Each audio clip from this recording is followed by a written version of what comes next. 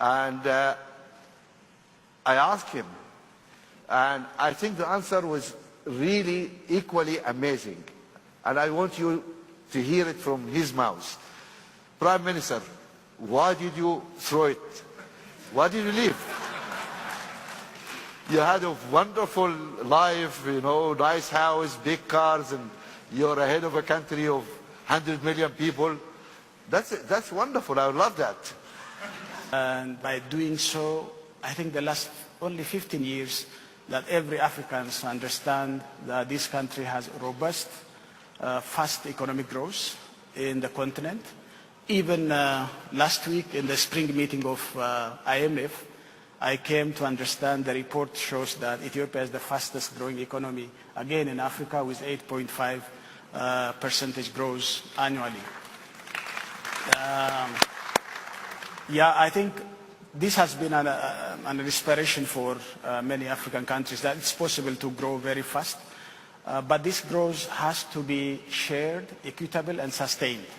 This is a very huge country, multi-ethnic, multicultural, multi-religious, and you need to address this issue very carefully, and you have to accommodate diversity, and inclusive governance system is a necessity for this country. When a country moves out of abject poverty, and when there is an awakening of the society, we call in Ethiopia, I know it's 100 million population compared with many African countries, you can imagine. When this giant, rises up from sleeping, then what happens has to be properly understood. And there needs to be a greater reform, a deeper reform, to accommodate the quest of people for freedom, democracy, and inclusiveness. But you resigned, and my question is, why did you resign? I'm coming to that. No, people really need to know why you resigned. Yeah, I think people also need to know the background. Otherwise, it doesn't give any sense. You know, this is a country which has achieved 7 out of the 8 Millennium Development Goals and given an award by the United Nations. So all these good things can be spoken about this country. But there is one shortcoming. We haven't properly made our youth to be included into the system. And my government, I admittedly say that we do not properly understand the vision and quest of our young people.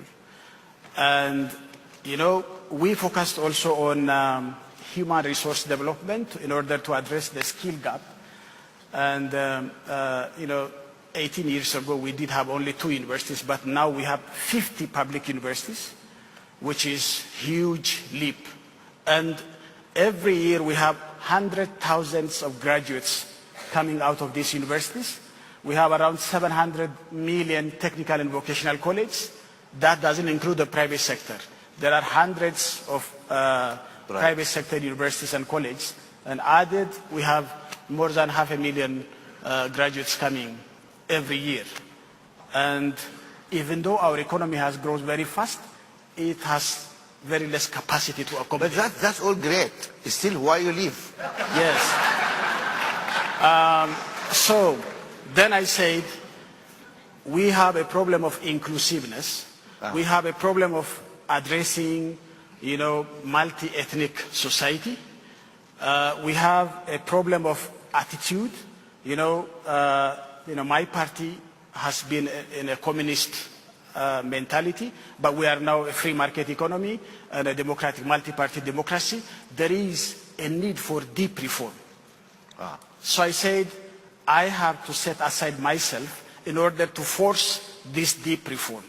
Otherwise, the reforms are going very slow and sluggish, which can ultimately yield to a disintegration of my country if we don't go fast in reforming in a genuine way and in a robust way. Otherwise, then the stake is that this country is going to be disintegrated. Do you guys get this, what he's saying? This is really a very interesting point. Yeah. So, how to force reform in a reluctant clique or ruling party by resigning and putting those guys on the spot. This is, can we give a hand to the... By the way, the main problem in African politics is because people stick to power, and I wanted to show that it is possible that you can live without having power while exercising the power as a private citizen in the country. So,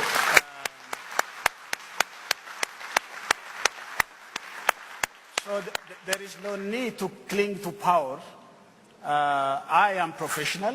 I can work. I can deliver to my people in a different capacity. But I have to also force the reform. Otherwise, my existence, my family's existence, and my friends and partners' existence depend on, widening democratic space in my country. Because if we say democracy is an existential issue for us, this sluggish process of reform doesn't yield. So we need to have expeditious reform to take place in my country. Wonderful. So I think Thank this you very is much. I think very that's